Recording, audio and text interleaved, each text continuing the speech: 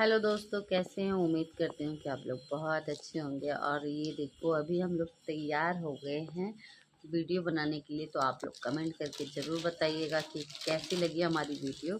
और ये देखिए, अभी मतलब नेक्स्ट वीडियो में डालेंगे तब बताना।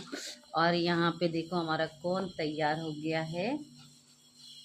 तो हेलो दोस्तों, नमस्ते, प्रणाम। कैसे हैं आप लोग? आई हो कि आप लोग बहुत अच्छे होंगे। जल्दी जल्दी लाइक कीजिए, कमेंट कीजिए और शेयर कर दीजिए। चैनल सब्सक्राइब कर दीजिए। तो हमने अभी रिंग लाइट वो लाइट पड़ गई, देखो रिंग लाइट लगा रखी है अपने घर पे ही, मतलब वीडियो बना रहे हैं ताकि हमको क्यों बात नहीं क्या चला दिया। वाइट वाइट सा लग रहा है फेस पे, ज्यादा मेकअप कर दिया नहीं नहीं, क्या? सुंदर तो लग रहा है यार, पागल। देखो दोस्तों, मैं दिखाती हूँ, इसको अच्छा नहीं लग रहा है, समझ में नहीं आ रहा है कितना सुंदर लग रहा है। पीछे कैमरा कर लो ना।